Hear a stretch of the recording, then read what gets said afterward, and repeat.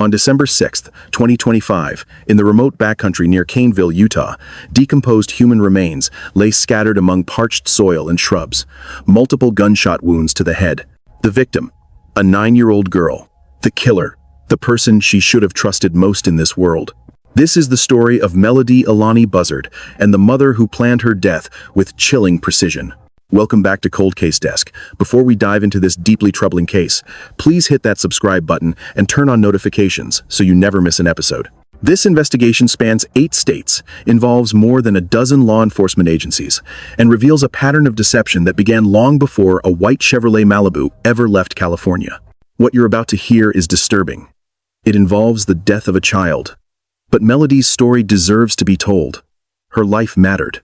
And the evidence in this case reveals something that law enforcement called calculated, cold-blooded, and criminally sophisticated. Let's begin where this case really started, not with that horrifying discovery in the Utah desert, but weeks earlier, in a small California community where a school administrator noticed something was very wrong. Vandenberg Village sits approximately 55 miles northwest of Santa Barbara, California. It's a small, tight-knit community where streets carry names like Stardust Road and Solar Way, remnants of its connection to nearby Vandenberg Space Force Base. The neighborhood is quiet, working class, the kind of place where people know their neighbors, or so they thought. On October 14, 2025, an administrator from the Lompoc Unified School District made a phone call that would launch a major criminal investigation. 9-year-old Melodee Buzzard had been enrolled in an independent study program, essentially remote learning, since August of that year. But Melodee hadn't been participating. She hadn't been logging in. She hadn't been completing assignments. She had, for all intents and purposes, vanished from the school's records. The administrator was concerned enough to contact the Santa Barbara County Sheriff's Office. When deputies arrived at the Buzzard residence on the 500 block of Mars Avenue in Vandenberg Village, they were met by Melodee's mother, 40-year-old Ashlee Lynn Buzzard.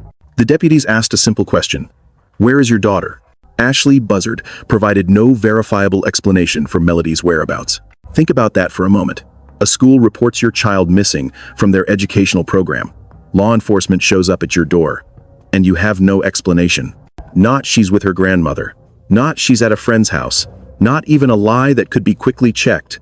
Just nothing. The deputies immediately recognized this as a critical missing persons case. But as they began to dig deeper, what they uncovered wasn't just a missing child. It was years of isolation, deliberate concealment, and a web of deception that stretched back to well before October. Let me paint you a picture of Melodee's life, or what investigators could piece together of it. Melodee had been largely homeschooled for years. Not in the sense of a structured home education program, but genuine isolation from the outside world. Extended family members would later tell reporters they hadn't seen the child in more than 4 years. 4 years. The most recent photograph available to investigators was from 2023. Let that sink in. In an age where most parents document their children's lives constantly on social media, where school photos happen annually, where family gatherings are photographed and shared, the last image of Melodee was 2 years old. Melodee's father, Rubiel Meza, known as Pinoy, had died in a motorcycle accident back in 2016 when Melodee was just 6 months old. After his death, contact between Ashlee and Pinoy's family had dwindled to almost nothing. The paternal grandmother, Lily Diniz, would later describe desperate attempts to maintain a relationship with her granddaughter, attempts that were increasingly blocked. So, when deputies showed up on October 14th, they weren't just looking for a missing child. They were looking for a child who had been systematically hidden from the world for years. The investigation kicked into high gear immediately. The Santa Barbara County Sheriff's Office issued a public appeal on October 15th. They released what photos they had of Melodee, images from 2023, showing a beautiful child with a cascade of dark, curly ringlets, a bright smile, and expressive eyes. They described her as 4 feet tall, weighing approximately 65 pounds, with brown hair and brown eyes. But even as they issued this public appeal, investigators were already following leads that painted a much darker picture. Search warrants were served on October 15th at the Mars Avenue residence. The FBI evidence response team joined sheriff's detectives. They executed additional warrants on October 30th at the home, at a storage locker rented by Ashlee Buzzard, and at a crucial piece of evidence, a rental car. And that's where this case takes its first truly sinister turn. Because Ashlee Buzzard had recently taken a road trip, a very long road trip, A road trip that covered more than 1,000 miles across 8 states. A road trip she took with her daughter. A road trip from which she returned alone. On October 7th, 2025, exactly 1 week before the school administrator would report Melodee missing, Ashlee Buzzard walked into a rental car agency in Lompoc, California. She rented a white 2024 Chevrolet Malibu. Surveillance footage from that rental agency captured both Ashlee and Melodee at the business, and they were wearing wigs. Not just casual wigs. Deliberate disguises. Ashlee wore thick, golden curls that looked nothing like her natural short blonde hair. Melodee had her hood pulled up over a wig that was darker and straighter than her natural cascade of ringlets. Investigators would later state they believed the disguises were deliberately chosen to avoid recognition. Who disguises their child before a road trip? Who plans that level of deception before even leaving town? The Malibu had California plates, license number 9, Mike November Golf 101. That detail matters, remember it. Ashlee and Melodee Buzzard drove out of Lompoc on October 7th. Investigators have since reconstructed their route through cell phone records, surveillance footage, gas station receipts, and toll booth data. What they found is a meandering, seemingly purposeless journey across the American West. October 7th through 8th, Lompoc, California, to somewhere in Nevada, then Arizona, then Utah, then Wyoming, then Nebraska. More than 1,000 miles in under 2 days. We're talking about marathon driving sessions. We're talking about a 9-year-old child strapped into a car for hours upon hours, crossing state after state with no clear destination. But here's where it gets even stranger. By October 8th, that California license plate 9 Mike November Golf 101 had been removed. In its place was a New York license plate, Hotel Charlie Golf 9677. Investigators would later confirm that the New York plate did not belong to the vehicle. It did not belong to Ashlee Buzzard. It was a false plate, deliberately used to avoid detection. And there's more. Surveillance footage from gas stations along the route shows Ashlee backing the Malibu into parking spaces, a tactic used to keep license plates off camera. This wasn't improvised. This was planned. On October 9th, 2025, surveillance cameras near the Colorado-Utah border captured their last confirmed image of Melodee Buzzard alive. She's visible in the footage. 9 years old, still with her mother, still on this bizarre, cross-country journey. 24 hours later, Ashlee Buzzard returned to Lompoc, alone.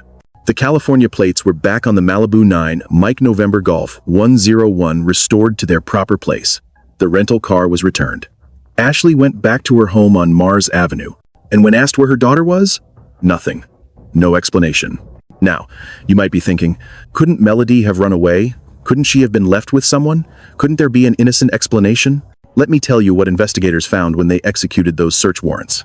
Inside the Buzzard home, forensic teams recovered a spent 9mm cartridge case. Not a full bullet. Not ammunition that had never been fired. A spent casing, meaning a bullet that had been chambered, fired, and ejected from a weapon. Inside the rental car, they found a live round of similar ammunition, 9mm.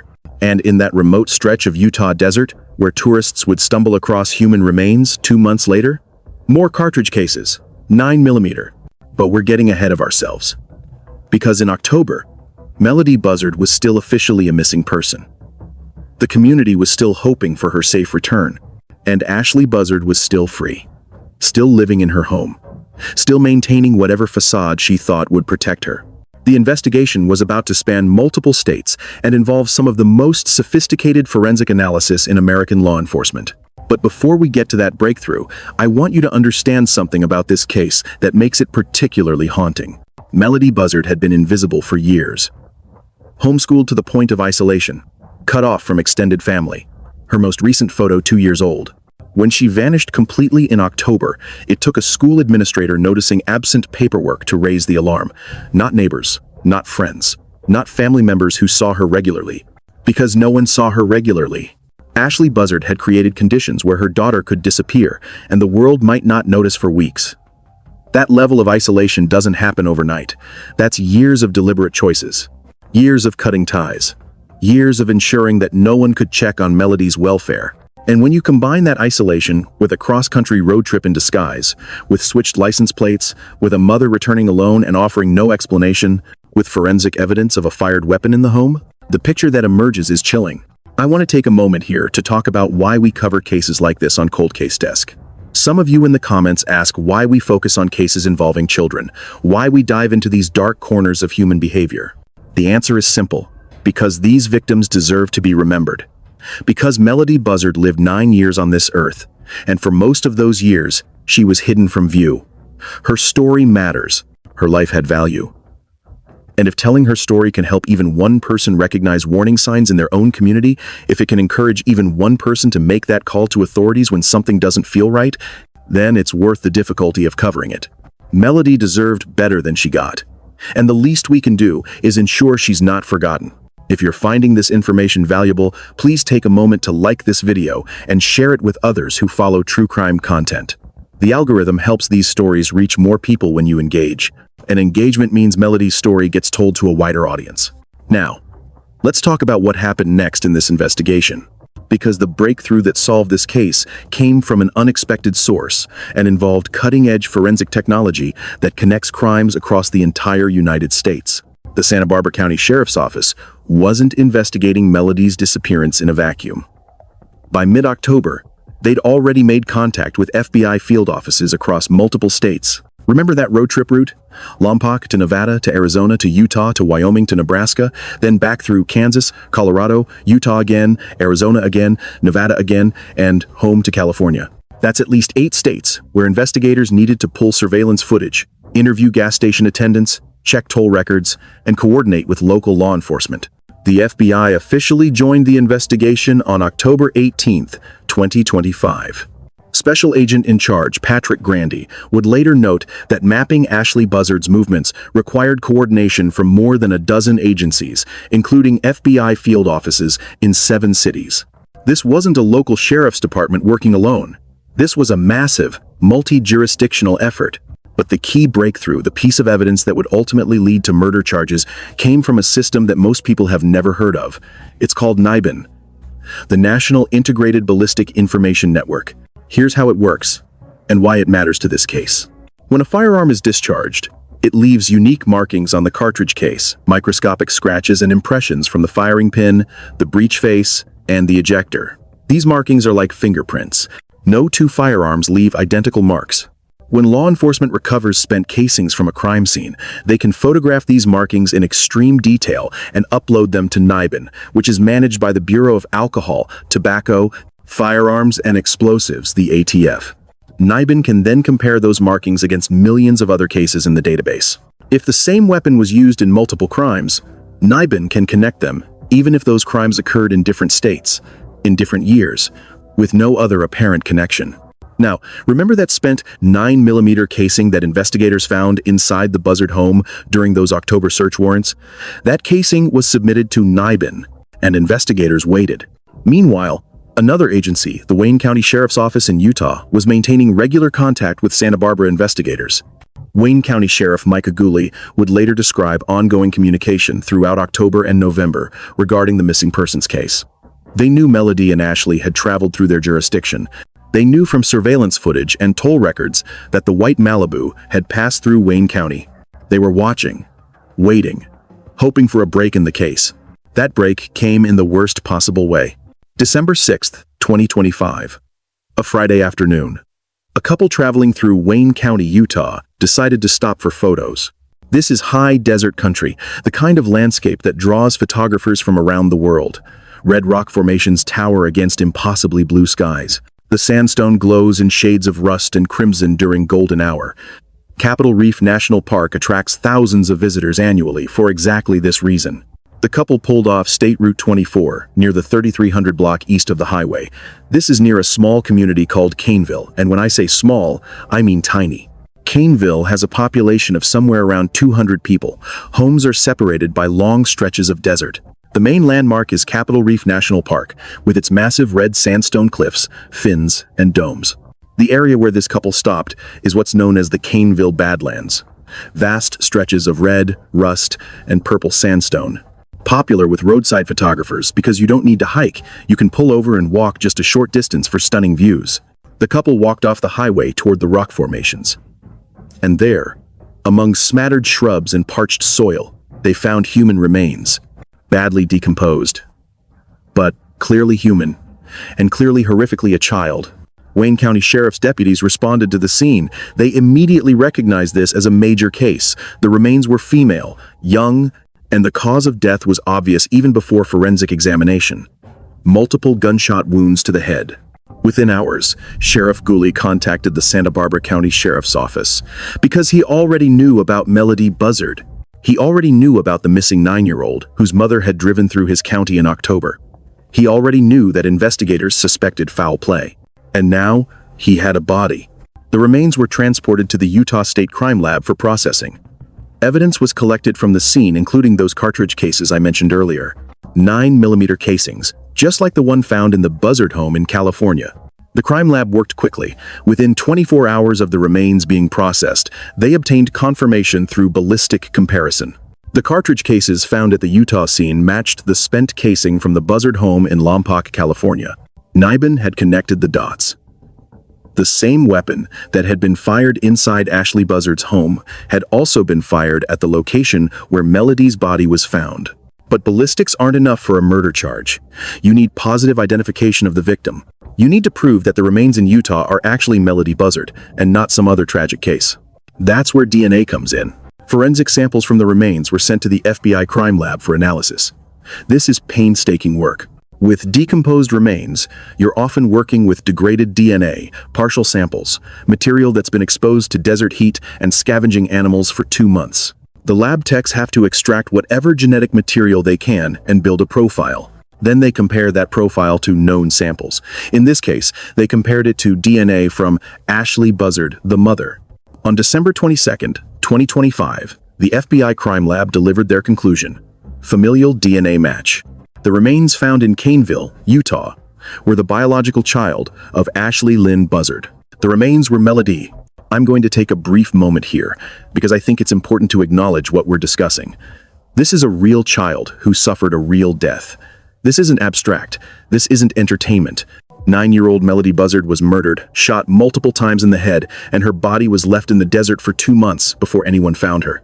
When I present these cases, I try to maintain a balance between investigative detail and respect for the victims. But I also think it's important not to sanitize what happened. Melodee's death was violent. It was brutal. And it was carried out by her own mother, the person who should have protected her above all others. If you need to take a break from this video, that's okay. The content will be here when you're ready. And if you're struggling with what you're hearing, please reach out to someone. These cases affect us all differently. Let's continue. With ballistic and DNA evidence now linking Ashlee Buzzard directly to Melodee's murder, investigators moved quickly. On the morning of December 23, 2025, at approximately 7:51 a.m., law enforcement arrested Ashlee Lynn Buzzard at her home on Mars Avenue in Vandenberg Village. She was taken into custody without incident. No struggle. No dramatic confrontation. Just a woman being led out of her home in handcuffs while neighbors watched in shock. The Santa Barbara County Sheriff's Office held a press conference later that day. Sheriff Bill Brown stood before cameras and delivered the news that the community had been dreading. Melodee Buzzard's remains had been located. Her mother had been arrested for murder. Sheriff Brown's statement was carefully worded, but his emotion was evident.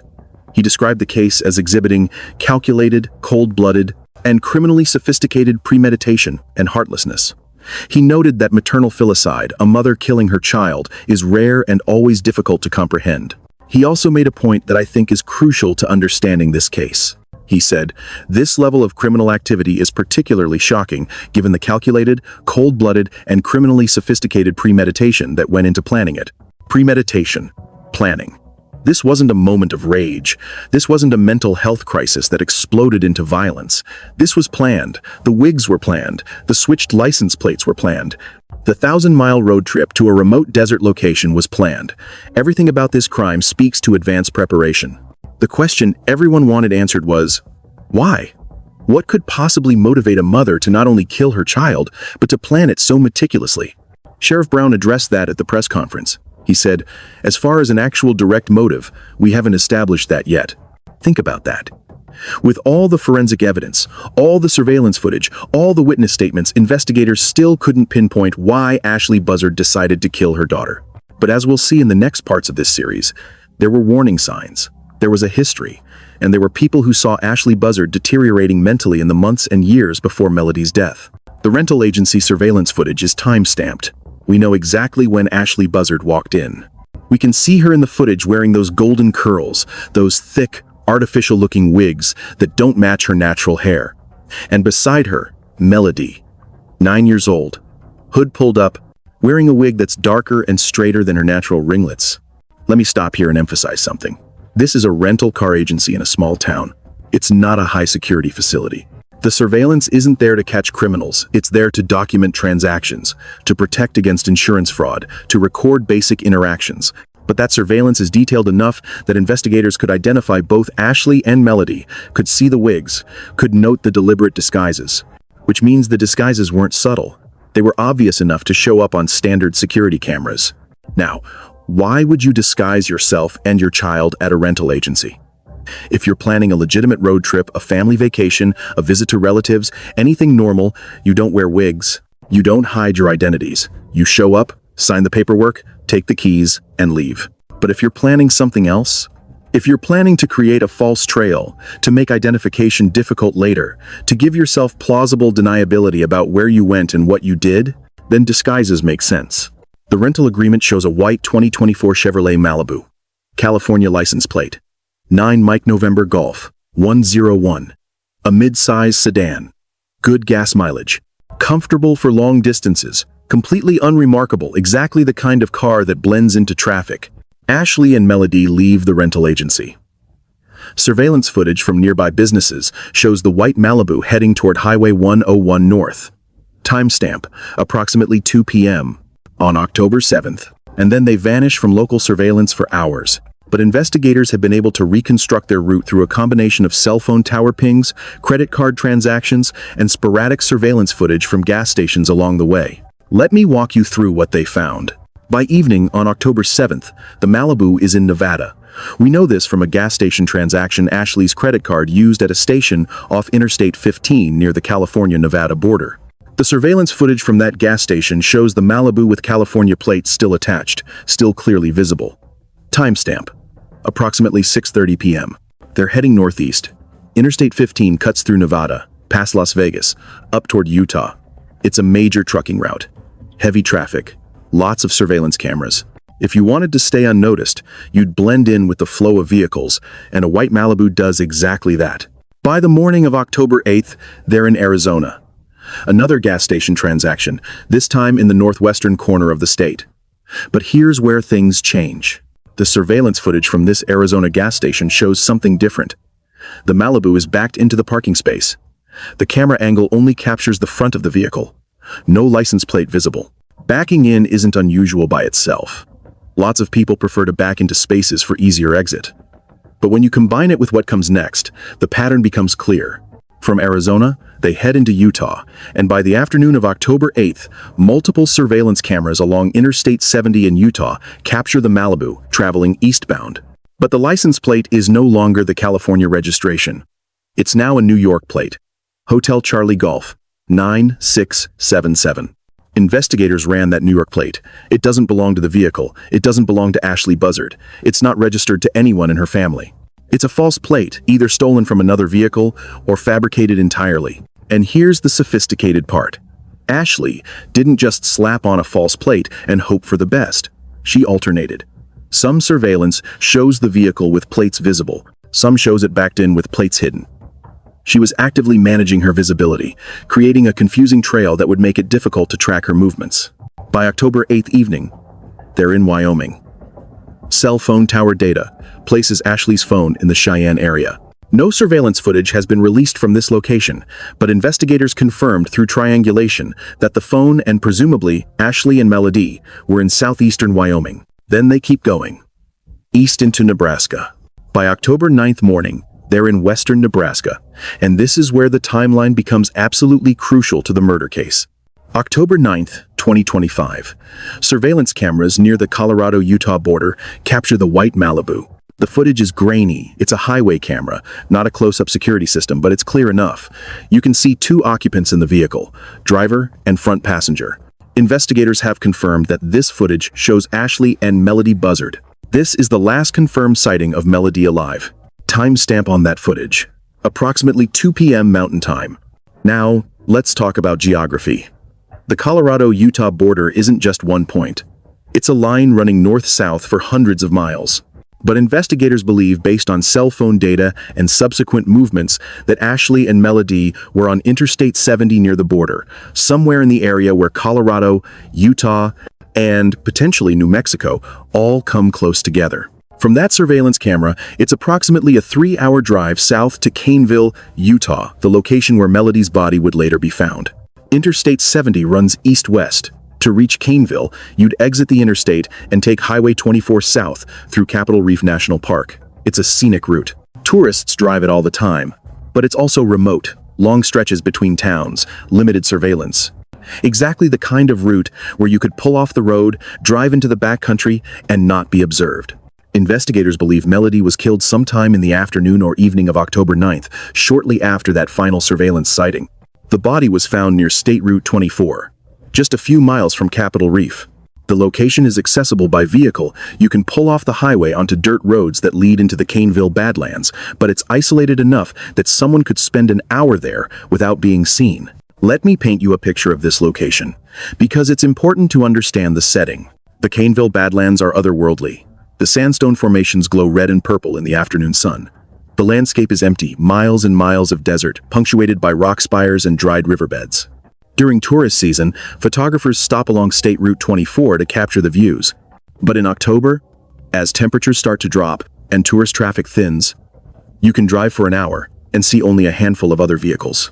If you wanted to find a place where no one would witness what you were about to do, where a body might not be discovered for weeks or months, where the desert heat and wildlife would accelerate decomposition, this would be ideal. And investigators believe that's exactly why Ashlee Buzzard chose it. After Melodee's death, and we'll talk more about the forensic evidence of that death in just a moment, Ashlee got back on the road. From Caneville, the return trip to California takes approximately 12 to 14 hours depending on the route.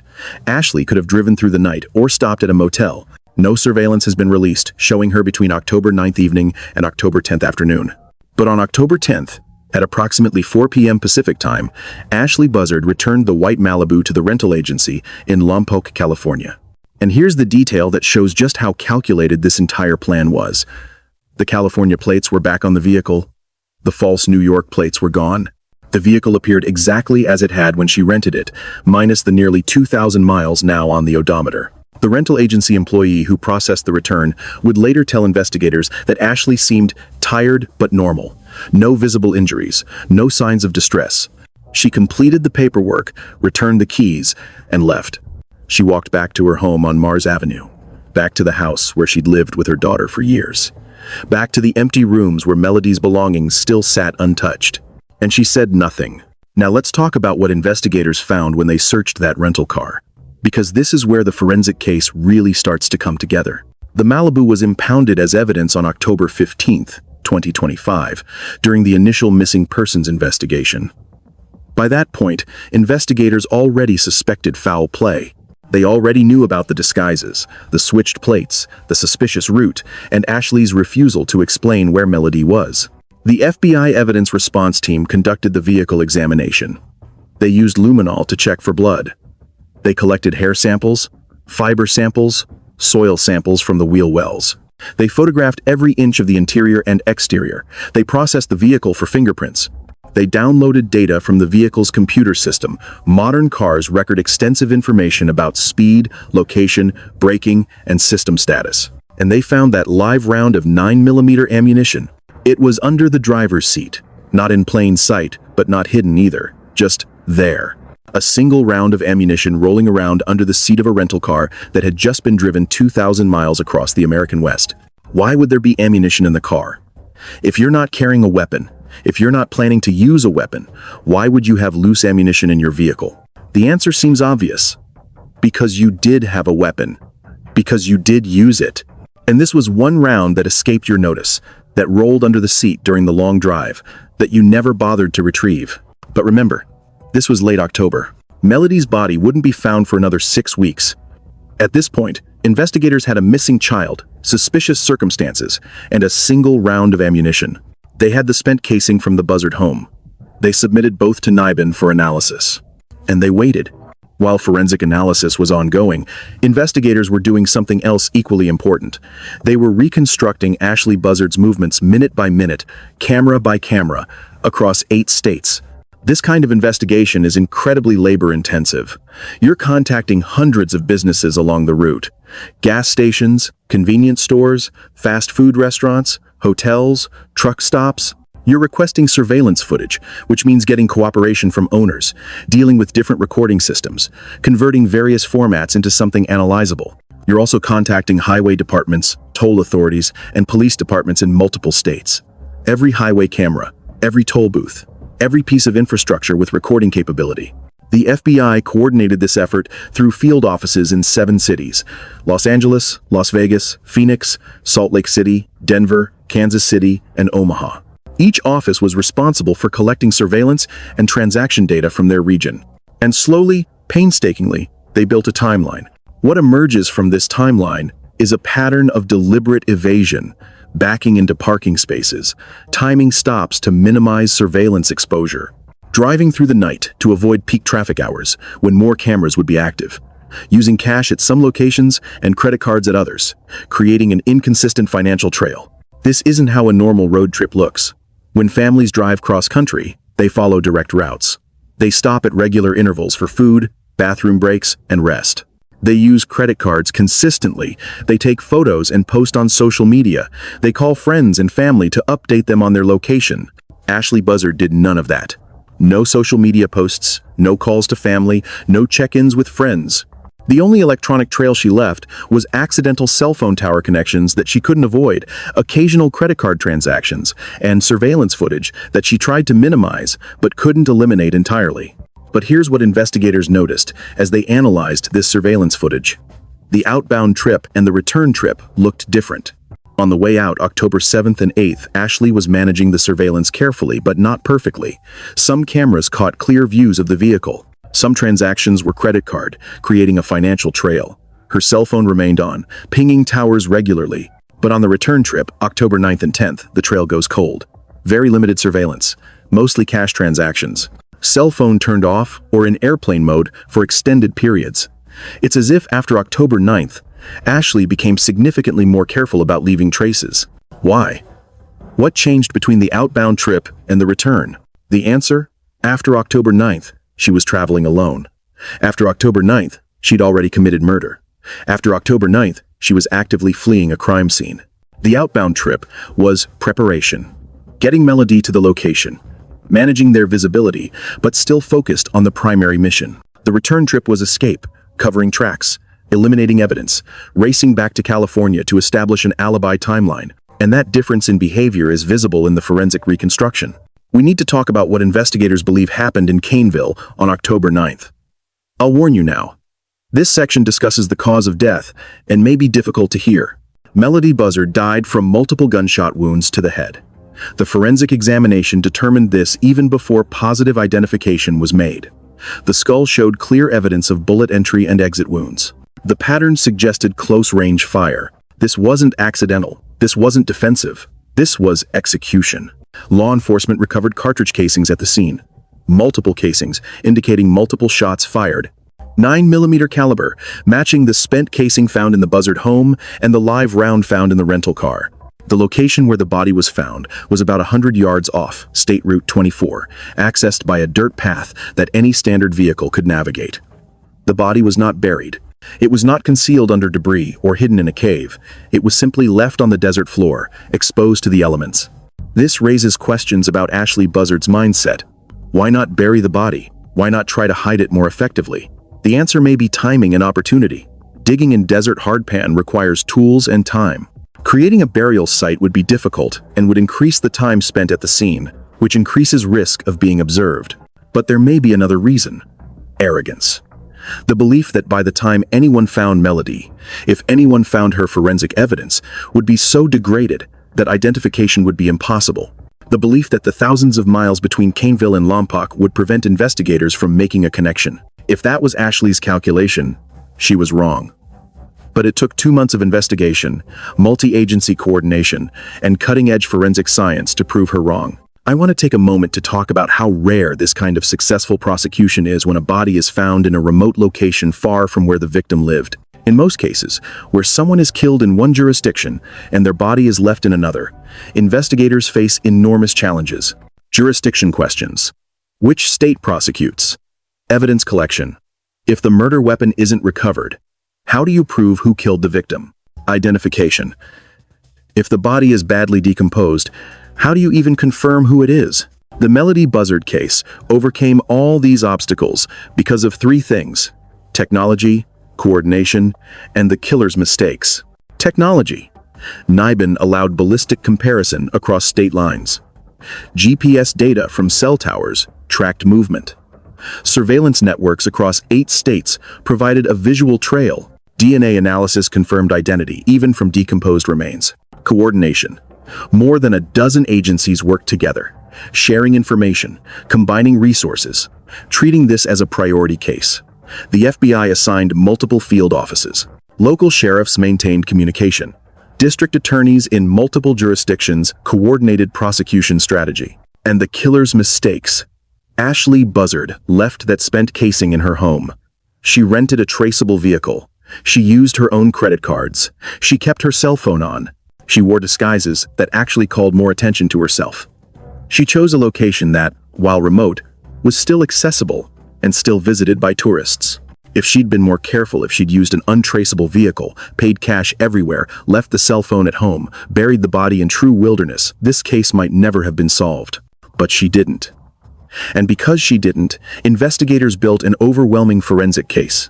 Let me summarize the physical and digital evidence that investigators compiled by late November 2025, before Melodee's body was even discovered. 1. Surveillance footage showing Ashlee and Melodee leaving Lompoc on October 7th in disguise. 2. Rental car records showing the Malibu was rented on October 7th and returned on October 10th with nearly 2,000 miles added. 3. Highway surveillance showing the vehicle traveling across 8 states with switched license plates. 4. Gas station and toll booth records, creating a geographic timeline. 5. Cell phone tower data, tracking Ashlee's phone from California to Nebraska and back. 6. Witness statements from family members describing Melodee's isolation and Ashlee's mental deterioration. 7. Spent 9mm casing, recovered from the Buzzard home. 8. Live 9mm round recovered from the rental car. 9. Absence of any credible explanation from Ashlee about Melodee's whereabouts. That's 9 separate categories of evidence, and we haven't even gotten to the body yet. When Melodee's remains were found on December 6th, 3 more pieces fell into place. 10. Cartridge casings at the scene matching the casing from the home via NIBIN. 11. DNA confirming the remains were Melodee. 12. Forensic determination of cause of death matching the suspected weapon. That's 12 separate categories of evidence, each one independently verifiable, each one pointing to the same conclusion. Ashlee Buzzard planned and executed her daughter's murder. If you're feeling overwhelmed by the detail in this investigation, that's understandable. I'm presenting a lot of forensic information, a lot of geographic tracking, a lot of timeline reconstruction. But I think it's important to show you how modern investigations work, especially in cases that span multiple states. This isn't like the old days where a criminal could commit a crime in one location and disappear into another state with little fear of prosecution. Technology has created an interconnected surveillance web that makes it extremely difficult to move across the country without leaving traces. Every cell phone ping, every credit card transaction, every highway camera, every business security system, all of it creates data points that investigators can connect. And what's remarkable about the Melodee Buzzard case is how quickly investigators assembled this data. We're talking about a missing persons report on October 14th, arrest on December 23rd. That's 70 days from report to arrest, with a massive geographic scope and complex forensic analysis. That's impressive police work. But it's also a testament to how seriously law enforcement takes crimes against children. When a child goes missing, resources are mobilized immediately. Every available agency gets involved. Every technology tool is deployed. Because unlike adult missing persons cases, which sometimes develop slowly as investigators try to determine if there's actually a crime, child cases are treated as emergencies from minute 1. And in Melodee's case, that urgency paid off. One of the most haunting aspects of this case is how many people were kept at arm's length from Melodee during the final years of her life. Lily Denise, Melodee's paternal grandmother, has been vocal about her attempts to maintain contact with her granddaughter after Pinoy's death in 2016. In interviews after Ashlee's arrest, Dens described a pattern of increasing isolation, phone calls that went unreturned, requests for visits that were denied, attempts to send gifts that were refused. By 2021, contact had essentially ceased. Denise tried reaching out through social services, through school administrators, through mutual acquaintances. She was consistently rebuffed or ignored. Other family members report similar experiences. Melodee's aunt, Elizabeth Meza, hadn't seen her niece in more than 4 years at the time of her death. She described Melodee as a charismatic, happy child with beautiful ringlets and a cheeky smile. But that was the memory from years ago. The child Melodee had become the 9-year-old who was killed in October was essentially unknown to her extended family. This isolation wasn't accidental, it was deliberate, and it's a pattern that appears in many cases of familial abuse and murder. When a parent begins isolating a child from extended family, from school, from community connections, it's a red flag. It suggests something is happening behind closed doors that the parent doesn't want others to see. Maybe it's neglect. Maybe it's abuse. Maybe it's mental illness affecting the parent's perception of threats. Whatever the cause, isolation gives the parent unchecked control. And when that control is combined with deteriorating mental health or malicious intent, the results can be catastrophic. 7:51 a.m. Pacific Time. Santa Barbara County Sheriff's deputies, along with FBI agents, arrived at the Buzzard residence on Mars Avenue in Vandenberg Village. They had an arrest warrant, signed by a judge, charging Ashlee Lynn Buzzard with first-degree murder. The deputies knocked on the door. Ashlee answered. They informed her she was under arrest. She was handcuffed without incident, no resistance, no attempt to flee, no dramatic confrontation, just a quiet surrender. Neighbors watched from their windows and front yards. Some would later tell reporters they weren't surprised. Others said they were shocked that Ashlee had seemed like a normal, if somewhat isolated, member of the community. Ashlee was transported to Northern Branch Jail in Santa Maria, where she was booked and processed. Mugshot taken, fingerprints recorded, personal belongings cataloged. And then she was placed in a cell, held without bail, to await arraignment. That same day, Sheriff Bill Brown held a press conference. This was the public's first confirmation that Melodee's body had been found, that the remains had been identified, and that her mother was now charged with murder. Sheriff Brown's statement was measured, but emotional. He described the investigation as complex and multi-jurisdictional. He praised the coordination between agencies, and he made a point of emphasizing the premeditated nature of the crime. But he also acknowledged what prosecutors didn't yet have: a clear motive. As far as an actual direct motive, we haven't established that yet, Brown said. Maternal filicide is rare and always difficult to comprehend. That phrase, maternal filicide, is important. It's the clinical term for a mother killing her child. And it's incredibly rare. Most homicides are committed by acquaintances or strangers. Family violence usually involves partners or extended family. Parents killing their own children represents less than 2% of all homicides in the United States, which makes the Melodee Buzzard case statistically unusual.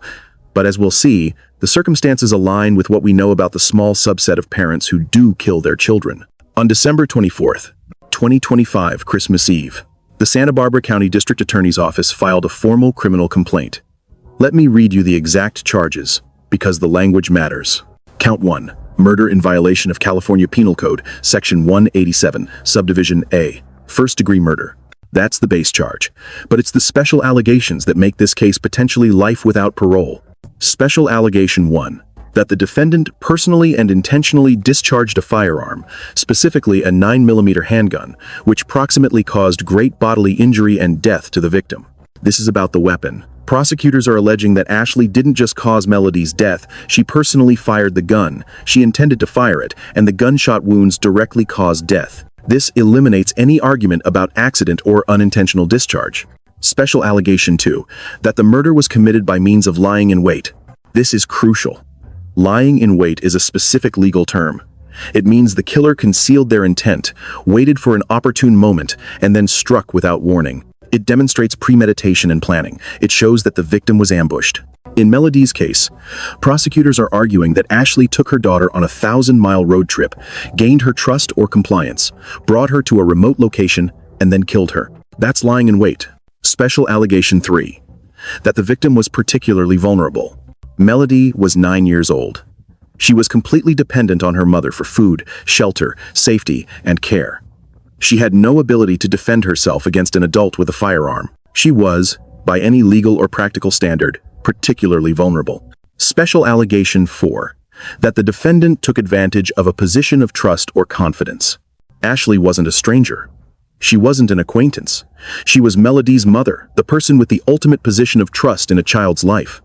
This allegation acknowledges the betrayal inherent in the crime. Special Allegation 5. That the crime involved great violence, great bodily injury, acts disclosing a high degree of cruelty, viciousness, or callousness. Multiple gunshot wounds to the head of a 9-year-old child. There's no way to describe that except as acts disclosing cruelty and viciousness. Special Allegation 6. That the crime was carried out with planning, sophistication, or professionalism. This goes back to everything we discussed in parts 1 and 2. The disguises, the switched plates, the multi-state route, the choice of a remote location, the return trip covering tracks. This wasn't impulsive, it was planned. All 6 special allegations carry sentencing enhancements. Together, they paint a picture not just of murder, but of calculated, deliberate, aggravated murder. Now, you might be wondering, what about the death penalty? California is a death penalty state. Cases involving the murder of children often result in capital punishment charges. But the Santa Barbara County District Attorney's Office has announced they will not seek the death penalty in this case. Instead, they're seeking life in prison without possibility of parole. Why? There are a few possible reasons. California has a moratorium on executions. There hasn't been an execution in California since 2006, and Governor Gavin Newsom has issued a moratorium that remains in effect. So even if someone is sentenced to death, they're effectively serving life without parole. Additionally, death penalty trials are extremely expensive, lengthy, and complex. Automatic appeals can take decades, and juries in California are increasingly reluctant to impose death sentences, even in child murder cases. So the prosecution is being practical. Life without parole is essentially the same outcome as a death sentence in modern California, but it's faster to prosecute and more likely to be upheld on appeal. On December 26, 2025, Ashlee Lynn Buzzard appeared for her arraignment in Department 9 of Santa Barbara County Superior Court in Santa Maria. The judge was John F. McGregor, an experienced jurist who's handled numerous high-profile cases. Ashlee appeared in civilian clothing, not jail attire. This isn't unusual for arraignments. Defendants are often allowed to wear their own clothes for first appearances.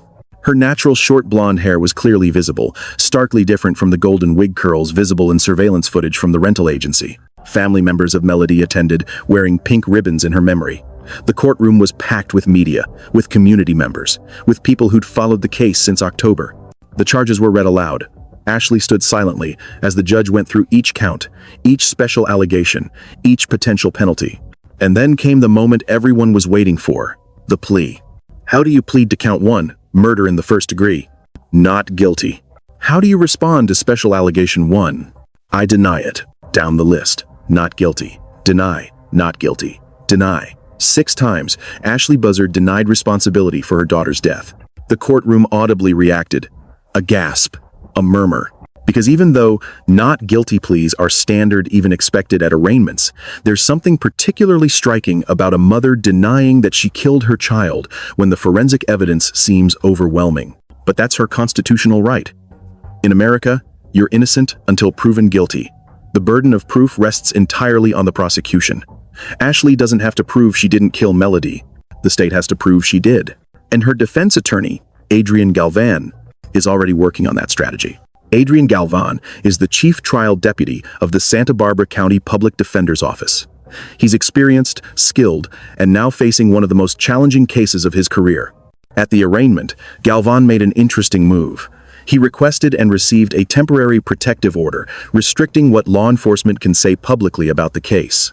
This order prohibits Sheriff Bill Brown and his employees from making statements or opinions about unreleased evidence, from discussing potential motives, and from releasing documents that haven't already been made public. Why would the defense want this? Because they're concerned about pretrial publicity affecting Ashlee's ability to get a fair trial. Remember Sheriff Brown's press conference on December 23rd? He described the crime as calculated, cold-blooded, and criminally sophisticated. Those are powerful words. They characterize Ashlee as a cold-blooded killer before she's even been to trial. Galvin argued that this kind of characterization goes beyond procedure and impacts Ashlee Buzzard's presumption of innocence and the ability to pick a fair and impartial jury. And he's not wrong. When the top law enforcement official in the county is publicly calling a defendant cold-blooded, that does potentially influence the jury pool. People who might eventually sit on the jury are hearing these characterizations. They're forming opinions before they ever enter the courtroom. So, the protective order is a standard defense move. Limit pretrial publicity, prevent law enforcement from trying the case in the media, force the prosecution to prove their case with evidence presented in court, not with press conferences. The judge granted the order through at least January 7, 2026, when the next hearing is scheduled. That doesn't mean Sheriff Brown can't talk about the case at all, just that he can't discuss unreleased evidence or characterize Ashlee's state of mind or intent. But the protective order tells us something else. The defense is preparing to fight. This isn't going to be a quick guilty plea. This is going to trial. So, what's the defense strategy going to be? We can make some educated guesses based on the evidence and on common defenses in cases like this. Defense strategy 1. Attack the forensic evidence. The ballistic match connecting the spent casing from the home to the casings at the crime scene is powerful, but it's not infallible. The defense can bring in their own ballistics experts to challenge the Neben analysis. They can argue that microscopic markings aren't unique enough to definitively link casings to a single weapon. They can raise doubts about chain of custody, about contamination, about the statistical probability of error. Similarly with the DNA evidence. The FBI confirmed a familial match between the remains and Ashlee Buzzard. But the defense can question the quality of the degraded samples, the statistical certainty of the match, the possibility of lab error. None of these challenges are likely to succeed. Modern forensic science is pretty robust, but they create doubt, and reasonable doubt is all the defense needs. Defense strategy 2. Challenge the jurisdiction and venue. The murder occurred in Utah. The victim lived in California. The defendant lived in California. So who has jurisdiction to prosecute? California law says that if the intent to commit murder was formed in California, then California has jurisdiction even if the act occurred elsewhere. Sheriff Brown explicitly stated that they believe Ashlee formed the intent to kill Melodee before leaving California, which is why Santa Barbara County is prosecuting. But the defense can challenge that. They can argue there's no direct evidence of where intent was formed. They can argue the crime should be prosecuted in Utah, where the body was found and where the murder actually occurred. They can create procedural complications that delay trial and create opportunities for appeal. Defense strategy 3. Mental health defense. This is probably the most likely strategy, and we'll explore it in more depth later. But briefly, the defense can argue that Ashlee was suffering from severe mental illness that prevented her from forming the specific intent required for first-degree murder. California recognizes diminished capacity as a defense. If Ashlee was experiencing a psychotic break, if she was delusional, if she was so mentally ill that she couldn't appreciate the wrongfulness of her actions, then she might not be guilty of first-degree murder. She might be guilty of a lesser charge, or she might be not guilty by reason of insanity. The challenge with this defense is that it requires the defendant to essentially admit they committed the act, while arguing they shouldn't be held fully responsible. And the evidence of premeditation, the disguises, the planning, the cover-up, suggests someone who was thinking clearly enough to try to avoid detection. But it's still a potential avenue. Defense strategy 4. Alternative suspect theory. This is a long shot, but it's possible. The defense could argue that someone else killed Melodee, that Ashlee was a victim herself, that she's being framed, or that the investigation focused on her to the exclusion of other suspects. The problem with this strategy is that there's no evidence of another suspect, no witnesses placing anyone else with Melodee, no forensic evidence suggesting a third party, no motive for anyone else to harm Melodee. But if the defense can create even a sliver of doubt about whether Ashlee was actually the person who pulled the trigger, that might be enough for jury acquittal. Now let's flip that around. What does the prosecution have to prove? For a first-degree murder conviction in California, prosecutors must prove 3 elements beyond a reasonable doubt. Element 1. The defendant committed an act that caused the death of another person. This seems straightforward given the forensic evidence, but the defense will challenge every link in that chain. Yes, Melodee is dead. Yes, she died from gunshot wounds. But can you prove Ashlee pulled the trigger? Can you prove Ashlee was even there when it happened? The prosecution will use the Nibin match, the GPS data, the surveillance footage, and Ashlee's own behavior, the lies, the lack of cooperation, the disguises, to build that proof. Element 2. The defendant acted with malice aforethought. Malice aforethought means the intent to kill. It doesn't require hatred or anger, just the deliberate decision to end someone's life. The prosecution will argue that taking Melodee to a remote location, shooting her multiple times in the head, and leaving her body in the desert demonstrates clear intent to kill. Element 3. The killing was willful, deliberate, and premeditated. This is where those special allegations come in. The lying in wait allegation, the planning and sophistication allegation. The prosecution has to prove this wasn't a sudden impulse, wasn't a moment of rage, but was a planned execution. The road trip evidence is crucial here. The disguises show planning. The switched plates show planning. The choice of a remote location shows planning. The return trip covering tracks shows planning. If the prosecution can prove all three elements, Ashlee Buzzard will be convicted of first-degree murder. The special allegations then determine sentencing life, with or without parole. So what happens next in this case? Ashlee is currently being held without bail at Northern Branch Jail in Santa Maria. The court determined that she's a flight risk and a danger to the community, so no bail was granted. The next hearing is a pre-preliminary hearing scheduled for January 7, 2026 in Lompoc Department 1. This is a procedural hearing where both sides will discuss logistics, evidence issues, and scheduling. The preliminary hearing itself, where a judge determines if there's enough evidence to proceed to trial, has a deadline of February 24, 2026. That's the date by which the prosecution must present their evidence and convince a judge that there's probable cause to believe Ashlee committed the crime. Preliminary hearings in murder cases are often mini-trials. Prosecutors present key witnesses and evidence. The defense cross-examines. The judge evaluates credibility and sufficiency. If the prosecution clears this hurdle, the case moves to trial. But there's another possibility: a plea deal. Despite the not guilty plea negotiations often continue right up until trial. The prosecution might offer a deal, plead guilty to second-degree murder, and get 25 years to life instead of life without parole. Avoid the special allegations in exchange for a guilty plea. The defense might recommend taking such a deal if they think the evidence is overwhelming and trial conviction is likely. But we won't know if negotiations are happening, because those discussions are confidential until a deal is actually reached. If this case does go to trial, what's the timeline? California's criminal justice system moves slowly, especially in complex murder cases. From arrest to trial, we're typically looking at 18 months to 2 years. So realistically, a trial probably wouldn't start until mid to late 2027. Jury selection alone could take weeks in a high-profile case. The trial itself could last months. Remember, the prosecution has to present evidence from 8 states, bring in forensic experts, show surveillance footage, and build their timeline piece by piece. The defense will present their own experts, their own witnesses, their own theory of the case, then jury deliberations, then sentencing, then appeals. This case will be in the court system for years. But the wheels are in motion. Evidence is being compiled, witnesses are being interviewed, expert reports are being prepared. And Ashlee Buzzard sits in a jail cell, maintaining her innocence, waiting for her day in court. I want to take a moment to talk about what this case reveals about the criminal justice system's handling of crimes against children. The speed and coordination of this investigation were remarkable. Missing persons report on October 14th, body found December 6th, DNA confirmation December 22nd, arrest December 23rd. That's 70 days from report to arrest, spanning 8 states and involving more than a dozen agencies. Compare that to adult missing persons cases, which sometimes take years to generate this level of investigative response. The difference is simple. Society treats crimes against children as absolute priorities. When a child goes missing, resources flow immediately. Federal agencies get involved. Technology is deployed. No expense is spared. And that's appropriate.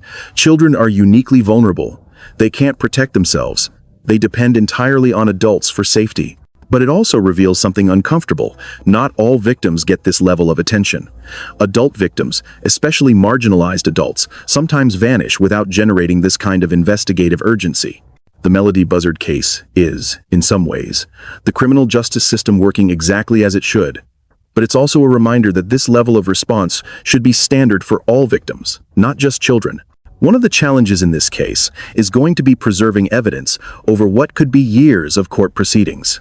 The rental car has been stored in an evidence facility. The cartridge casings are cataloged. The surveillance footage is backed up on multiple systems. The GPS data is archived. The forensic reports are documented. But some evidence degrades. Biological samples can deteriorate. Digital records can become corrupted. Witnesses' memories fade.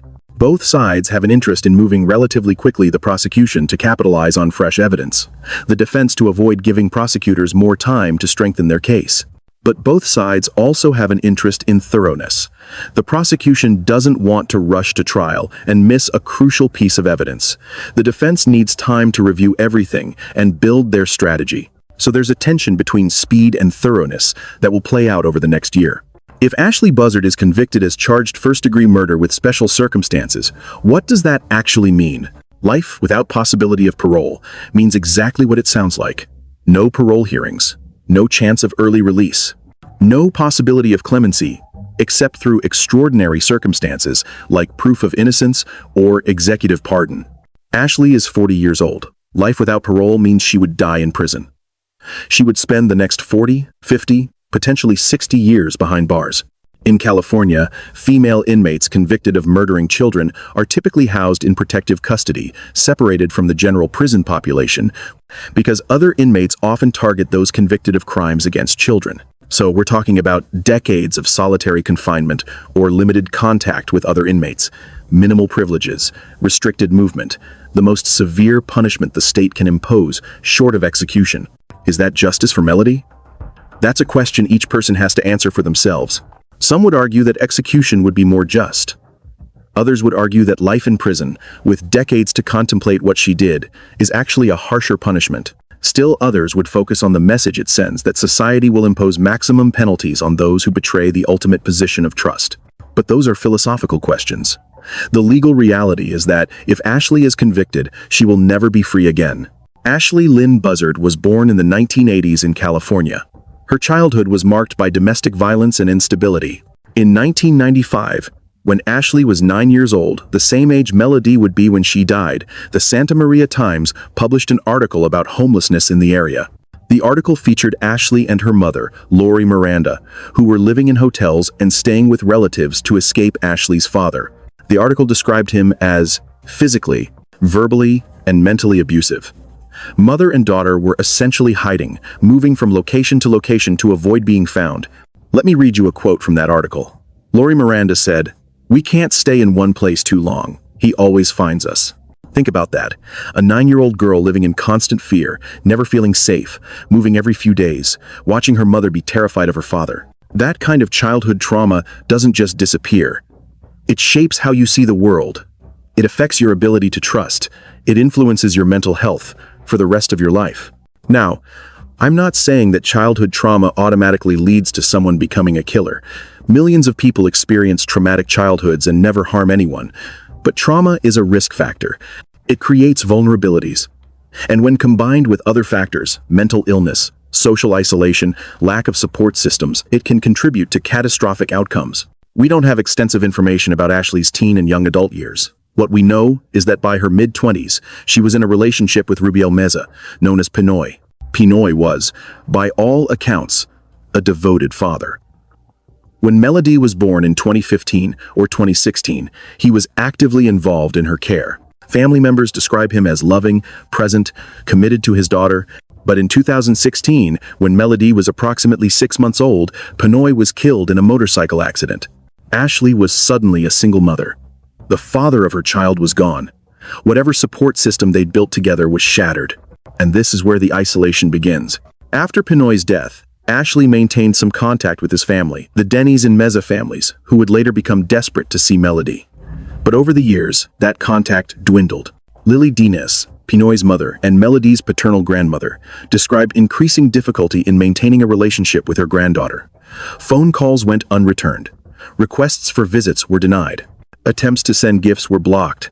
By 2021, 5 years after Pinoy's death, the relationship had essentially ended. Lily Dines would not see her granddaughter again before Melodee's murder. Why did Ashlee cut off contact? Several possibilities exist, and they're not mutually exclusive. Possibility 1. She associated Pinoy's family with grief and trauma, and maintaining contact meant reliving his death. Possibility 2. She was experiencing paranoia and saw threats where none existed, believing his family was trying to take Melodee away. Possibility 3. She was isolating Melodee for reasons related to abuse or neglect that she didn't want others to discover. Possibility 4. Her mental health was deteriorating, and she was retreating from all social connections. Probably some combination of all 4. Ashlee's mother, Lori Miranda, confirmed to media outlets after the arrest that Ashlee is bipolar and has been evaluated for her mental state from a young age. Bipolar disorder is a serious mental illness characterized by extreme mood swings, periods of mania with elevated energy and impulsive behavior, followed by periods of depression with low energy and hopelessness. If properly medicated and supported, many people with bipolar disorder live stable, healthy lives. But without treatment, the disorder can be debilitating. And during manic episodes, people can experience psychotic features, delusions, paranoia, loss of touch with reality. Lori Miranda made another crucial statement. "I know my daughter needs to be in a hospital." That suggests Lori recognized that Ashlee's mental health had deteriorated to the point where she posed a danger to herself or others. But apparently, Lori wasn't in a position to intervene. She told reporters she hadn't spoken to Ashlee since 2023, 2 years before Melodee's murder. So we have a woman with diagnosed bipolar disorder, possibly untreated, increasingly isolated, raising a child alone, with no family support system. That's a recipe for crisis. In 2021, something happened that should have been a major warning sign. Ashlee was hospitalized in a mental health facility. The specific circumstances aren't public, but hospitalizations of this type generally occur when someone is experiencing a psychiatric emergency, suicidal ideation, psychotic break, danger to self or others. During this hospitalization, social services contacted Lily Denny's about possibly taking temporary custody of Melodee. Think about the significance of that. Social services, presumably Child Protective Services, was concerned enough about Melodee's welfare to reach out to extended family about placement. This means someone, a social worker, a hospital staff member, someone with authority, evaluated the situation and decided that Melodee might not be safe with her mother. But Lily Dennis was never granted temporary custody. We don't know why. Maybe Ashlee stabilized quickly. Maybe she convinced evaluators she was fine. Maybe there were procedural barriers. Whatever the reason, Melodee stayed with her mother, and the opportunity for intervention passed. An acquaintance named Tyler Brewer provided detailed accounts to media about Ashlee's mental state in the years before Melodee's death. Brewer said he first met Ashlee in 2014. At that time, she seemed normal, his word, friendly, functional, capable. But over the years, he watched her deteriorate. He described her becoming increasingly paranoid. She accused him of working with the police and the paternal side of her family to take Melodee away. There's that paranoia theme again. Ashlee believed people were conspiring against her, trying to remove her daughter from her custody. Now, was there any truth to these beliefs? Were police or family members actually trying to take Melodee away? Not according to any evidence. But in Ashlee's mind, the threat was real. And that's what matters when we're trying to understand her psychology. Paranoid delusions can be incredibly powerful. If you genuinely believe that everyone around you is conspiring to harm you or take your child, you might make increasingly extreme decisions to protect yourself and your child from that perceived threat. Taken to its logical extreme, that paranoia could lead to, if I can't have my daughter, no one can. It's a twisted logic, but it's logic that appears in other cases of maternal filicide. Here's something interesting that complicates the timeline even further. On November 7, 2025, while Melodee was still officially a missing person, while investigators were actively searching for her, Ashlee Buzzard was arrested on an unrelated charge. Tyler Brewer alleged that Ashlee held him at knife point, refusing to let him leave her home. He was charged with felony false imprisonment. She was arrested, booked, presumably spent at least a night in jail. And then the charge was dismissed on November 20th due to contradictory evidence. We don't know what the contradictory evidence was. Maybe Brewer's story didn't hold up. Maybe there were witnesses who refuted his account. Maybe video evidence showed something different from what he claimed. But here's what's notable. Ashlee was arrested on November 7th, just 3 weeks after Melodee's disappearance became public, and she still wasn't talking about where Melodee was. Most parents, if their child is missing, are desperate to clear their name of any charges so they can focus on the search. They cooperate with police. They maintain their freedom so they can organize search efforts, do media interviews, work with investigators. Ashlee did none of that. She was arrested on a separate charge and apparently showed no urgency to resolve it so she could focus on finding Melodee. That behavior alone is suspicious. So we have mental illness, we have isolation, we have paranoia, we have a history of trauma, we have a pattern of deterioration observed by multiple people, but we still don't have a clear motive. Sheriff Bill Brown admitted as much at the December 23rd press conference. As far as an actual direct motive, we haven't established that yet. So, let's look at what experts know about maternal filicide. What motivates mothers to kill their children? Researchers have identified several categories. Category 1. Altruistic killings. The mother believes she's protecting the child from a worse fate, poverty, abuse, a cruel world. She thinks death is mercy. Category 2. Acutely psychotic killings. The mother is experiencing severe mental illness, delusions, hallucinations, command voices telling her to kill. She's not connected to reality. Category 3. Unwanted child killings. The mother sees the child as a burden or obstacle. This is more common with newborns and very young children. Category 4. Accidental killings. The death results from abuse or neglect that went too far, not from intentional murder. But this doesn't fit Melodee's case. Her death was clearly intentional. Category 5. Revenge killings. The mother kills the child to hurt someone else, often the child's father. But Pinoy had been dead for 9 years, so this doesn't fit either. Category 6. Filicide-suicide. The mother plans to kill the child and then herself, but Ashlee didn't attempt suicide, so this doesn't fit. Based on the evidence, Ashlee's case most likely fits Category 1 or Category 2. If Category 1, she may have believed that the world was a terrible place, that people were trying to take Melodee away, that death was preferable to whatever fate she imagined for her daughter. In her distorted thinking, killing Melodee was protective. If Category 2, she may have been experiencing a psychotic break, hearing voices, having delusions, completely detached from reality. She may not have fully understood what she was doing. But here's the problem with both theories: the premeditation evidence. If Ashlee was acting out of altruistic delusion or acute psychosis, why the elaborate planning? Why the disguises? Why the switched license plates? Why the choice of a remote location? Why the return trip covering tracks? People in the middle of psychotic breaks don't usually plan meticulously. They act impulsively, erratically. Their behavior doesn't show sophistication.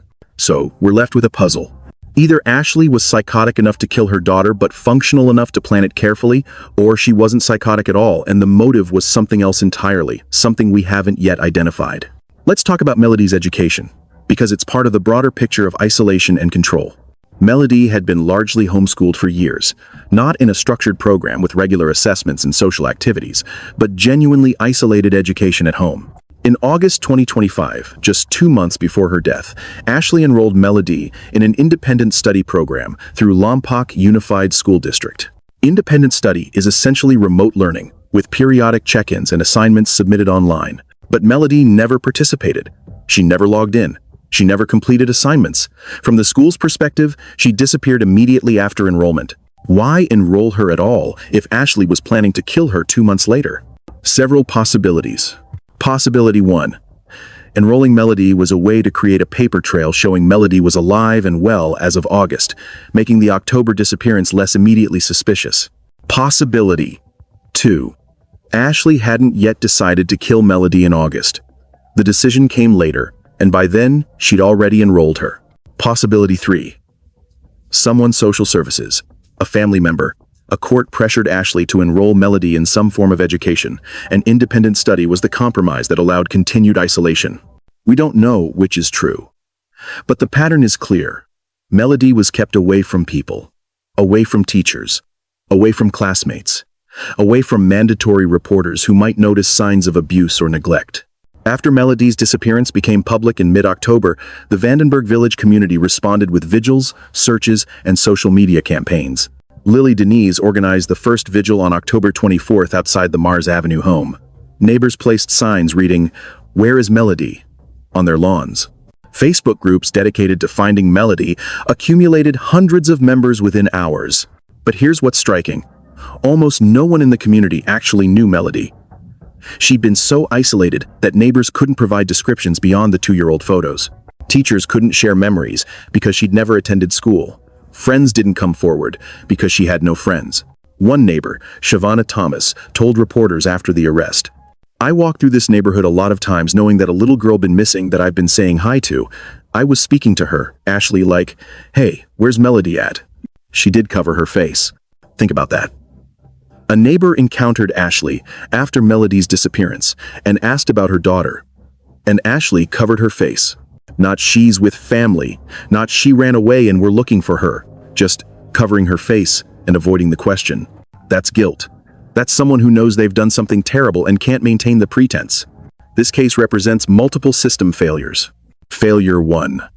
Social services in 2021 identified concerns serious enough to consider removing Melodee from Ashlee's custody, but ultimately left her in the home.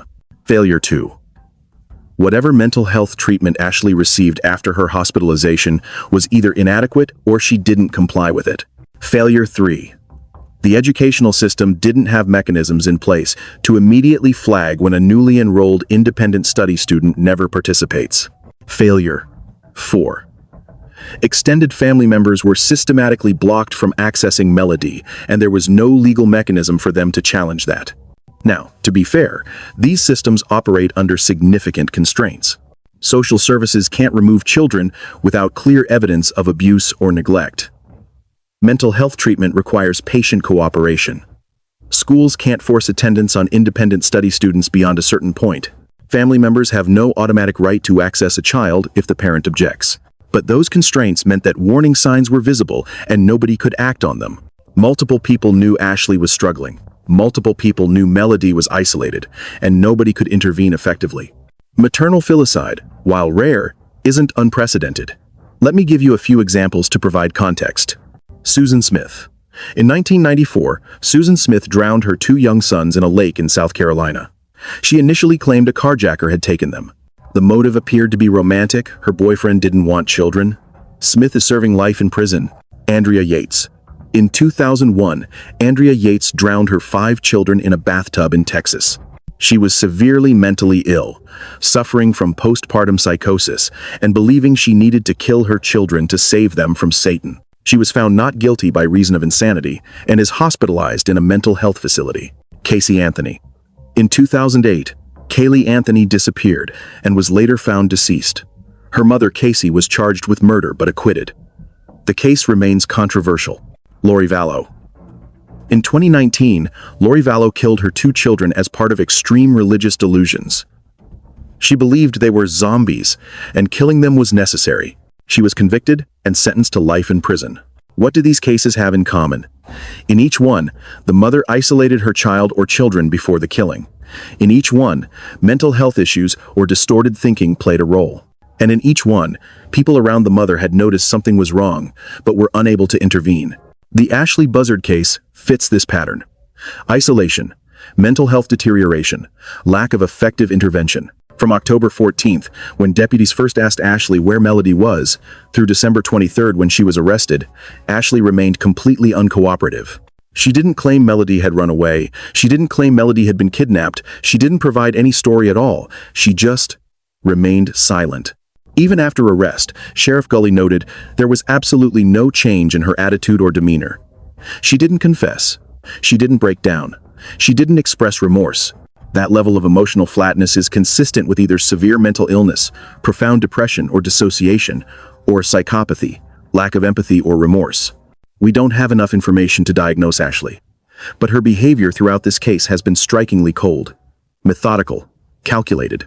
Which brings us back to the central question: how much of this was mental illness, and how much was something else? I've spent this entire segment trying to understand why Ashlee Buzzard killed her daughter. We've looked at her childhood trauma, her mental health history, her isolation, her deterioration, the warning signs. But I can't give you a satisfying answer, because there isn't one. The truth is that some human behavior defies rational explanation. Some acts are so far outside normal experience that we can't really understand them, even when we try. Maybe Ashlee will eventually explain herself. Maybe in court, or in a psychiatric evaluation, or in prison interviews years from now, she'll provide insight into her thinking. Or maybe she won't.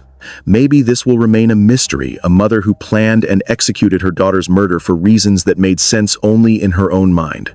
Understanding Ashlee Buzzard doesn't mean excusing her. Even if she was mentally ill, even if she experienced trauma, even if systems failed her, none of that changes the fundamental fact that she killed her 9-year-old daughter. Melodee deserved to live. She deserved to grow up. She deserved opportunities and experiences and relationships. She deserved a mother who protected her instead of murdered her. And no amount of understanding Ashlee's psychology changes that. In Part 5, our final segment, we're going to look forward. We're going to talk about what happens next in the court proceedings. We're going to discuss the community's ongoing grief. We're going to explore what lessons, if any, we can take from this tragedy. And we're going to remember Melodee not as a victim in a true crime case, but as a person who mattered. If you've made it this far through this series, thank you for caring enough about this case to listen. As of the recording of this documentary, Ashlee Lynn Buzzard remains incarcerated at Northern Branch Jail in Santa Maria, California. She is being held without bail. Her next court appearance is the pre-preliminary hearing scheduled for January 7, 2026. This is a procedural hearing, not a trial. The defense and prosecution will meet with the judge to discuss evidence issues, witness lists, expert testimony, and scheduling. Then comes the preliminary hearing itself, which must occur by February 24, 2026. This is where things get interesting. At a preliminary hearing, the prosecution presents enough evidence to establish probable cause, the legal standard for proceeding to trial. They don't have to prove guilt beyond a reasonable doubt. They just have to show that it's more likely than not that Ashlee committed the crime. Given the evidence we've discussed, ballistic matches, DNA confirmation, surveillance footage, GPS tracking, witness testimony passing the probable cause threshold seems almost certain. But preliminary hearings serve another purpose. They're essentially a preview of trial. The defense gets to see the prosecution's key evidence and witnesses. They get to cross-examine. They get to identify weaknesses in the case. So, even though Ashlee will almost certainly be bound over for trial after the preliminary hearing, the defense will be gathering information to shape their trial strategy. Trial itself likely won't happen until late 2027 at the earliest. Complex murder trials take time to prepare. Expert witnesses need to be retained. Evidence needs to be analyzed. Motions need to be filed and argued. And then, the trial itself could last months. Jury selection. Opening statements, witness testimony, forensic evidence, cross-examination, expert witnesses, closing arguments, jury deliberations. We're looking at a multi-year process before there's any final resolution. Let me walk you through what the prosecution's case will likely look like when this finally goes to trial. They'll start with the victim. Who was Melodee? They'll present photos, maybe videos if any exist. They'll have family members testify about what a vibrant, beautiful child she was. They'll humanize her, make sure the jury sees her as a person, not just a case file. Then, they'll establish the isolation. They'll show that Melodee had been systematically cut off from family, from school, from community. They'll demonstrate that Ashlee had created conditions where Melodee could disappear and no one would immediately notice. Next comes the road trip evidence. Surveillance footage from the rental agency showing disguises, highway cameras showing the switched plates, GPS data mapping the journey, credit card transactions, cell phone tower pings. They'll build a geographic timeline showing exactly where Ashlee took her daughter. They'll present the financial evidence showing Ashlee rented the car, used her own credit cards, left an electronic trail that leads directly to her. Then the forensic evidence, the spent casing from the home, the live round from the car, the casings from the crime scene, the Nibin analysis showing all of them came from the same weapon, the ballistics expert testifying about the uniqueness of these markings, the DNA evidence confirming the remains are Melodee. The forensic pathologist describing the cause of death, multiple gunshot wounds to the head, close range, execution style. Ashlee's behavior after returning to California, her lack of cooperation, her refusal to explain where Melodee was, the false imprisonment charge involving Tyler Brewer, her continued silence even after arrest. And finally, the special circumstances. The lying in wait, the position of trust, the planning and sophistication. They'll argue that every element of this crime shows premeditation. It's going to be a powerful case. Overwhelming, really. So what can the defense do? As we discussed earlier, their best strategy is probably a mental health defense. Not guilty by reason of insanity. That's extremely difficult to prove, but a diminished capacity argument. They'll present evidence of Ashlee's bipolar disorder, her hospitalizations, her deteriorating mental state. They'll bring in psychiatric experts to testify that she was experiencing psychotic features, that she wasn't capable of forming the specific intent required for first-degree murder. They'll argue that the premeditation evidence, the disguises, the planning, the cover-up, can coexist with mental illness, that someone can be organized in their delusions, methodical in their psychosis. They'll try to reduce the charge from first-degree murder to second-degree murder or voluntary manslaughter.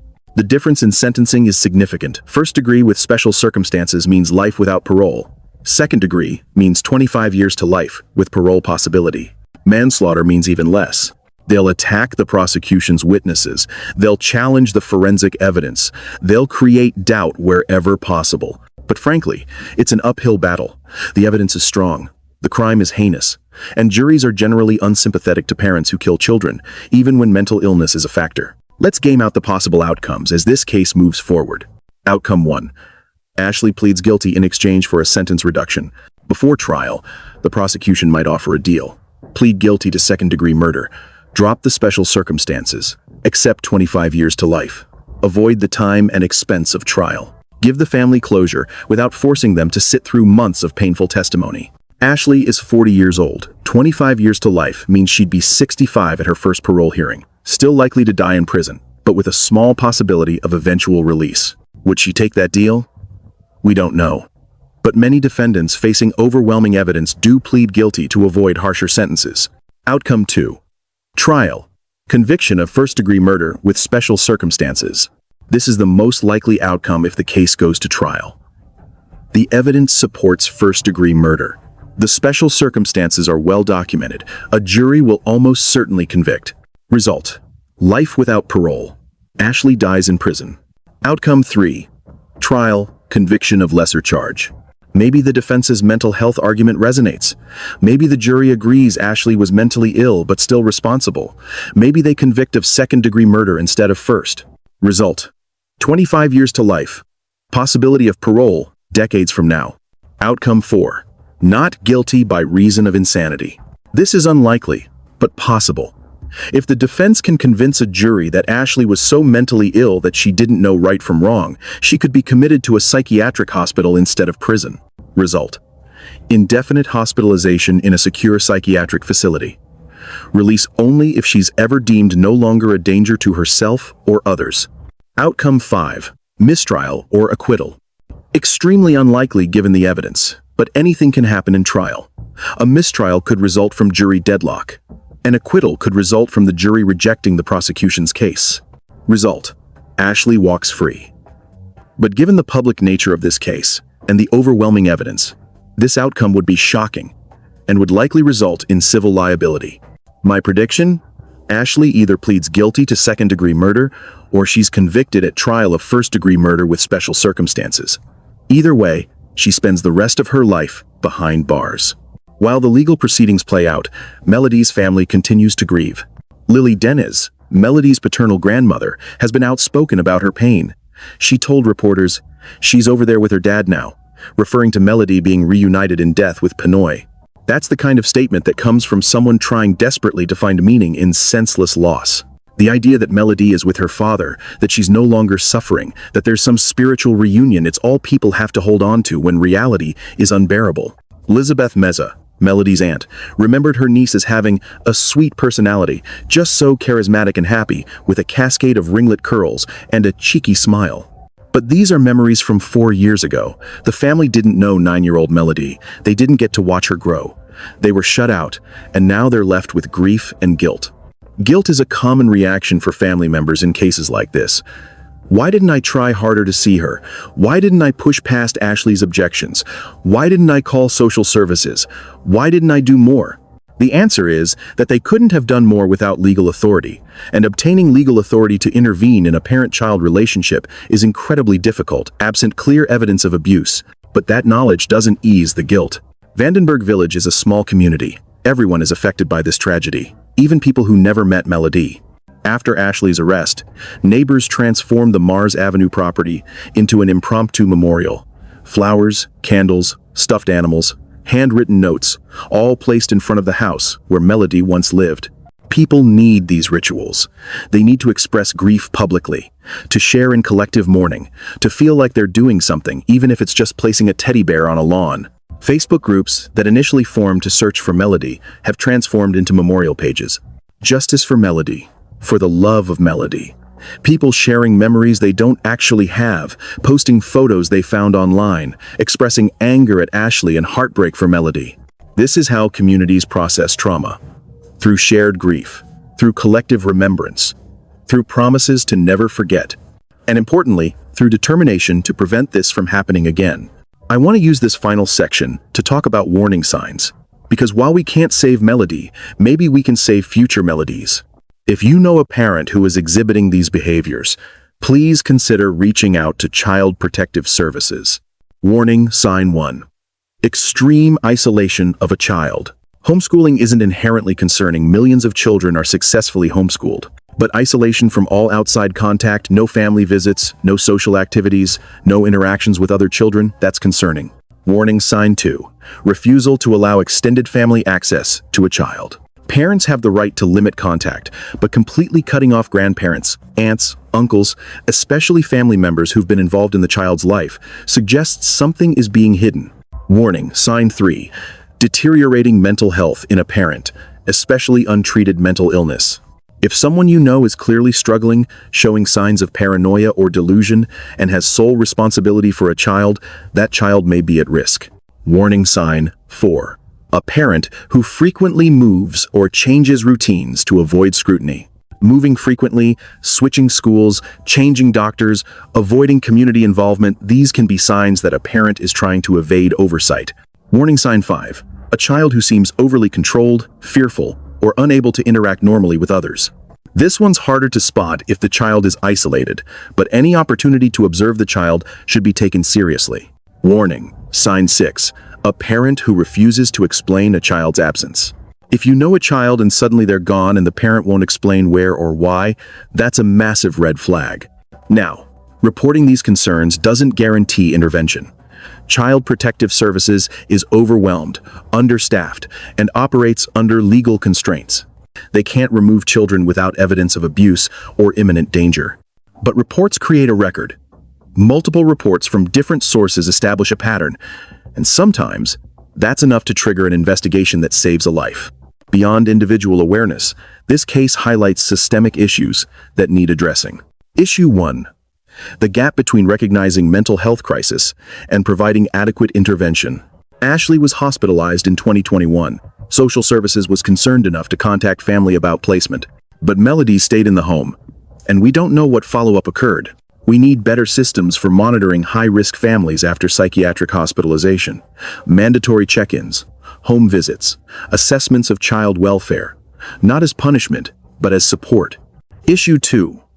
The difficulty of enforcing educational attendance in independent study programs.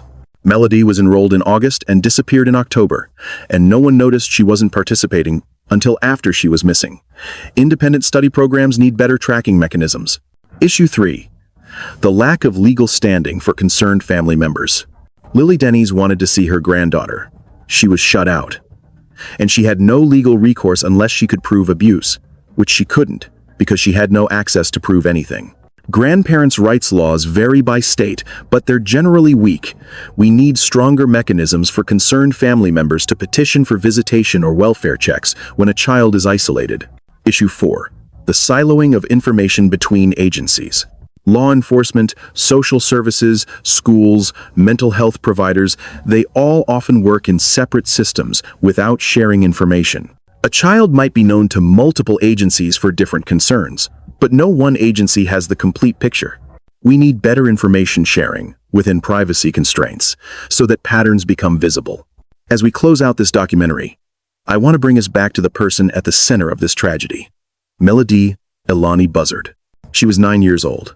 She had dark, curly hair that her family described as ringlets. She had a smile that people remembered as cheeky and bright. She had, according to those who knew her before the isolation, a charismatic personality. We don't know what her interests were. We don't know what she liked to do, what she wanted to be when she grew up, what made her laugh. We don't know. Because she was hidden. Because the last years of her life were spent in isolation, cut off from people who loved her, controlled by a mother whose mental health was spiraling. But she was a person. She had thoughts and feelings. She had potential. She could have grown up, gone to school, made friends, pursued dreams, lived a full life, and that was taken from her. Not by random violence, not by accident, not by disease, but by deliberate murder, planned and executed by her own mother. There's no silver lining here. There's no "at least she's not suffering now." She shouldn't have been suffering in the first place. She should be alive. The only thing we can do, those of us who hear her story, is remember her. Speak her name. Acknowledge that she mattered. Melodee Elani Buzzard. 9 years old. Gone far too soon. Deserving of so much better than she got. If you've watched this documentary, thank you. Thank you for caring enough about this case to listen to the whole story. Thank you for not turning away from the difficult parts. Thank you for honoring Melodee's memory by learning about what happened to her. I hope this series has been informative. I hope it's been respectful to Melodee and her family. And I hope it's prompted you to think about the children in your own community who might be at risk. If you suspect a child is being abused or neglected, call your local Child Protective Services or the Child Help National Child Abuse Hotline at 1-800-422-4253.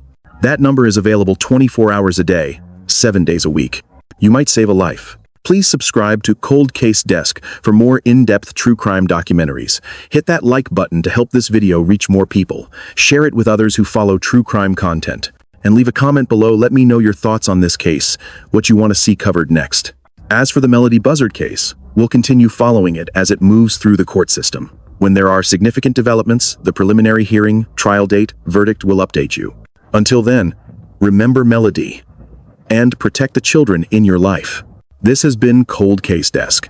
Thank you for watching.